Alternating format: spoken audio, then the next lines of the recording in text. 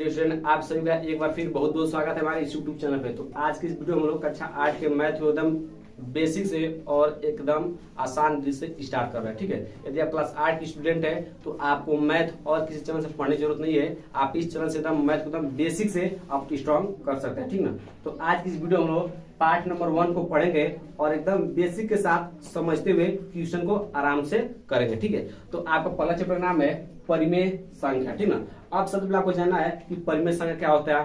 ठीक ना, परिमेय संख्या का शब्द जो है 21 शब्द से उत्पत्ति हुई है और कितने प्रकार के होते हैं और इससे सवाल कैसे आपको एग्जाम में आएंगे। ठीक है, हालांकि आपके जो बुक में इतना बेसिक ज्ञान नहीं दिया है, लेकिन हम अलग से आपको बता देंगे कि आपसे कोई पूछेगा तो आप अच्छे से उसको बता सकते हैं। ठीक है, सब ध्यान समझिएगा। ध्यान देने की बात आपको है कि परिमेय संख्या का जो उत्पत्ति हुई, जो आपका परिमेय जो शब्द आप दिखाई दे रहा है, इसका उत्पत्ति किस शब्द से हुआ है तो आपको बताना है पद शब्द से। किस शब्द से हुआ है बाबू? पद से। ध्यान समझिएगा, कोई पूछ देगा कि जो आपका परिमेय लिखा है ये किस शब्द से उत्पत्ति हुआ है तो क्या कहोगे? पद। किस शब्द से? पद का मतलब होता है बाबू अनुपात। पद का अर्थ क्या होता है? अनुपात। पद का अर्थ क्या होता है? अनुपात। ध्यान समझिएगा, पद का अर्थ क्या होता है बाबू? अनुपात। अनुपात। ध्यान से बात सुनिएगा, हमने क्या बताया बाबू कि आपका चैप्टर फर्स्ट है परिमेय संख्या का चैप्टर का नाम है। ठीक है, परिमेय का मतलब परिमेय जो शब्द है वो किस शब्द से मिलकर बना है? पद शब्द से।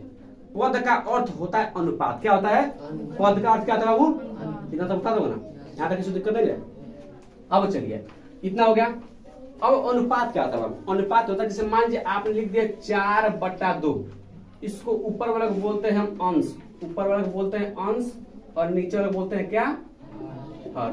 नीचे वाला क्या बोलते हैं? हर। ऊपर वाला को बोल दिया अंश, नीचे वाला क्या बोल दिया?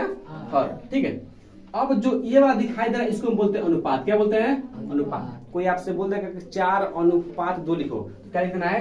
4/2। इसको बटा भी पढ़ते हैं, ठीक ना, इसको अनुपात भी पढ़ते हैं, इसको बाय भी पढ़ते हैं।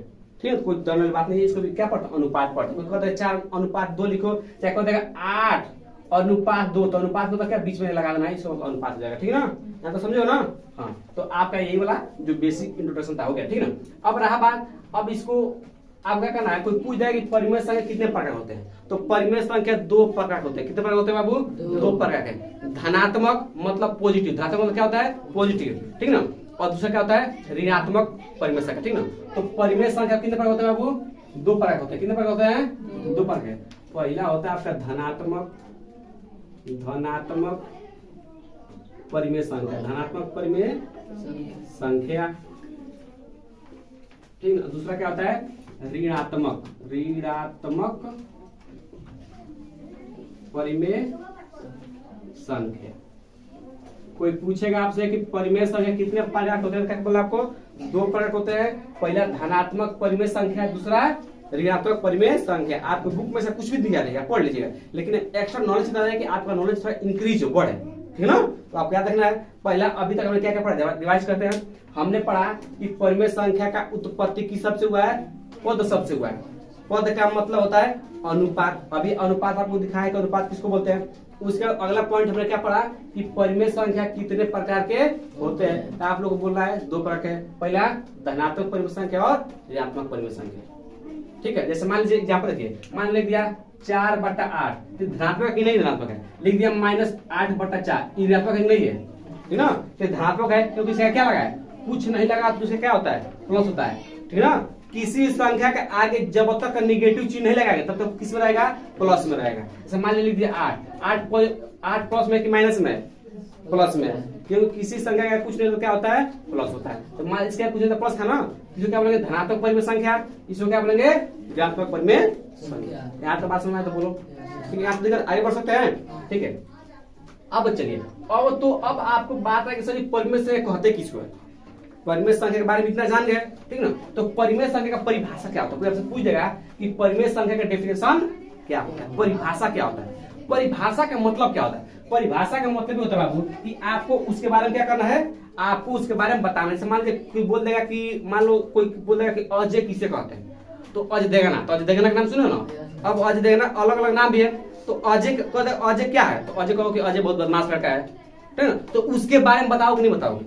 मान लो किसी के बारे में पूछा जाए, मान लो मेरे बारे में पूछा जाए, तो आप बताओ ना कि अच्छा पढ़ाते हैं, खराब पढ़ाते हैं, हाँ? कैसा है कैसा नहीं है, तो मेरे बारे में उनको बताओगे। तो उसी तरह वो परिभाषा का मतलब होता है कि परिमेय संख्या का परिभाषा का मतलब होता है कि परिमेय संख्या बारे में क्या करना है, बताना है कि परिमेय संख्या किसे कहते हैं।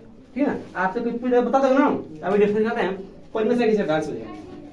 परिमेय संख्या ऐसी संख्या है जिन्हें हम बहुत ध्यान समझिएगा, ऐसी संख्या लिख देते हैं, ऐसी संख्याएं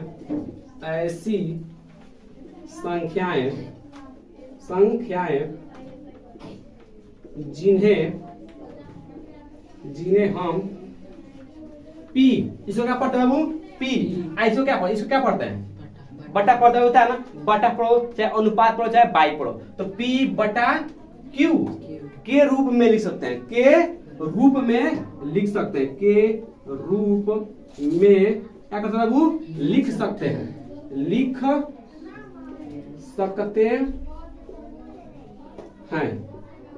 हैं जहां एक कंडीशन है, मतलब एक शर्त है। जैसे तुम लोग कभी कोई अपने आप पर शर्त देते हो, शर्त लगाते हो नहीं लगाते हो, उसी तरह ऐसी संख्या जिन्हें हम पी बटा क्यू के रूप में लिख सकते हैं, लेकिन एक कंडीशन है, शर्त है क्या कि जो आपका नीचे होना चाहिए एक कभी 0 बराबर नहीं होना चाहिए। ये 0 बराबर होगा तो नष्ट कर देगा, क्या कर देगा, नष्ट। तो याद रखना है जहां क्यू आपका क्या होना चाहिए, 0 के बराबर नहीं होना चाहिए। बताओ यहाँ पर हमने क्या लिखा, 0 के बराबर है कि नहीं है, बराबर का चिन्ह है ना, अब हमको 0 बराबर रखना है कि नहीं रखना है, नहीं रखना है, तो क्या यहाँ पर काट देंगे। तो इसका मतलब है कि क्यू किस बराबर नहीं है, 0 बराबर नहीं है। इसका एक कौन सा चिन्ह है बाबू, एक चिन्ह है नॉट इक्वल, किसका चिन्ह बाबू, नॉट इक्वल, मतलब बराबर नहीं है। तो किसका चिन्ह हो गया, नॉट इक्वल है, किसका चिन्ह है, इक्वल का। ये बराबर का चिन्ह है, ये बराबर नहीं है का चिन्ह है, ठीक ना, बात सुन लीजिए, छोटी बात सुनिएगा, ठीक है। तो ऐसी संख्या है जिन्हें हम p बटा क्यू के रूप में लिख सकते हैं जहां q इक्वल नॉट 0, मतलब q बराबर नहीं होना चाहिए, q इक्वल नॉट 0 हो, कहां से दिखाई दे रहा है, यहाँ से दिखाई दे रहा है, जहां इधर लिख देते हैं, जहां q इक्वल क्या होगा, 0 बराबर नहीं हो, उसे क्या कहते हैं बाबू, उसे परिमेय संख्या, दूसरे क्या कहते हैं बाबू, परिमेय संख्या कहते हैं, ठीक ना, उसे परिमेय संख्या कहते हैं। बात सुन रहा है तो बोलो, परिमेय संख्या कहते हैं। अब देखिए ध्यान से एक बार समझाते हैं, देखिए ऐसी संख्या है जिन्हें किस रूप में लिखना है, इसी रूप में लिखना है, ठीक ना, जहां ऊपर क्या हो कोई भी संख्या पी आप कुछ भी इसके ऊपर बुक भी लिख सकते हैं, इसमें बकरी भी लिख सकते हो, तुम्हारी मर्जी, मतलब इसी रूप में होना चाहिए। अब एग्जाम्पल समझिए, एग्जाम्पल मान लो ऊपर लिख दिया हम 8 को, मतलब पी मान लो p 8 है, ठीक ना, क्या लगाया गया है, बटा लगा दिए, नीचे क्यू को तुम कुछ भी रखो, मान क्या लगता है 4, तो ये इस रूप का है कि नहीं है, ये इस रूप का है कि नहीं है, इसे परिमेय संख्या बोलोगे कि नहीं बोलोगे, इसको क्या बोलना है, परिमेय, ठीक है ना, बात समझ ना, तुमको किस रूप में लिखना है, p बटा q के रूप में, मतलब इस रूप का होना चाहिए, ठीक है। और एक शर्त क्या दी है, q आपका 0 बराबर नहीं होना चाहिए। मान हम लिख दिए 4 बटा 0, तो परिमेय संख्या होगा, क्यों नहीं होगा, क्योंकि शर्त का पालन नहीं किए हो, क्योंकि ये बोल दिया है कि हमको 0 बराबर नहीं रखना है, लेकिन आपने क्या कर दिया, रख दिया, तो होगा नहीं होगा, तो ये वाला परिमेय संख्या नहीं होगा, ये वाला होगा कि नहीं होगा। अच्छा बताओ, अब लिख दे 4 बटा 0 बटा 4, ये परिमेय संख्या होगा कि नहीं होगा, बिल्कुल होगा। क्यों, क्योंकि ऊपर से क्या मतलब है, हमको नीचे से मतलब है ना, ऊपर 0 हो सकता है लेकिन नीचे 0 नहीं होना चाहिए, बात सुन रहे ना, समझा ना, नीचे 0 होगा तो परिमेय संख्या नहीं होगा, ऊपर 0 होगा तो परिमेय संख्या हो जाए, क्योंकि हमको ऊपर से नहीं मतलब, हमको कहां मतलब है, नीचे से, बात समझ रहे ना। अब बताओ, हाई धनात्मक परिमेय संख्या है कि ऋणात्मक परिमेय संख्या है, धनात्मक, हाई कौन है, हाई तो है ही नहीं, तो धनात्मक क्या देखना है, हाई परिमेय संख्या है तो धनात्मक ऋणात्मक देखना है, नहीं देखना है, हाई धनात्मक ऋणात्मक है, धनात्मक परिमेय संख्या, ठीक है ना, बात समझ रहा है ना। बोलो अब चलो बताओ जी, -8 बटा 9 ये परिमेय संख्या है जी, हाई परिमेय संख्या है, क्यों है, क्योंकि इसे p बटा q के रूप में हम लिख दिए, और इस शब्द क्या है, 0 पर नहीं है ना, है हमारा परिमेय संख्या हो जाएगा। कौन परिमेय, धनात्मक ऋणात्मक, बस मारा ना, कर लोगे यहाँ तक नोट करने की जरूरत नहीं है, आप नोट कर लीजिए, ठीक है। तो एक बार डेफिनेशन का, एक बात क्या हमने पढ़ा, एक बात ध्यान से समझिएगा, कोई जल्दी नहीं, एकदम आराम से पढ़ते हैं, ठीक ना। पहले में क्या पढ़ा कि परिमेय संख्या जो होता है ये पद नामक शब्द से मिलेगा, मतलब इसका उत्पत्ति किस शब्द से हुई है, पद नामक शब्द से हुई है।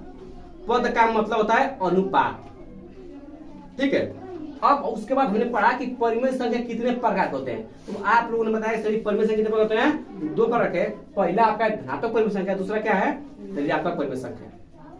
उसके बाद हमने पढ़ा कि परिमेय संख्या की परिभाषा क्या होता है। तो आपके एग्जाम में आएगा कि परिमेय संख्या किसे कहते हैं, चाहे परिमेय संख्या क्या होती है, तो क्या लिखा है कि ऐसी संख्या, याद करना ठीक ना, ऐसी संख्या जिन्हें किस रूप में लिखना है, जिन्हें हम P बटा क्यू पे, आपके जगह पे आप x बटा y लिख दो, कुछ भी लिख दो, हमने बस P बटा क्यू नाम दे दिया, आप कुछ भी लिख सकते हो, A बटा B, C बटा D, कुछ भी लिख सकते हो ठीक ना, P बटा क्यू के रूप में लिख सकते हैं। लेकिन कंडीशन क्या होना चाहिए कि आपका नीचे वाला मतलब हर है ना, है ये क्यू मतलब किसके बराबर नहीं होना चाहिए, 0 बराबर नहीं होना चाहिए। उसके बाद सब क्या है तो उसे क्या कहते हैं, परिमेय संख्या कहते हैं। एग्जाम्पल आपको हमको दिखा दिए, ठीक है ना, यहाँ तक किसी को दिक्कत नहीं है, नाम समझो बाबू, समझो, ठीक है। अब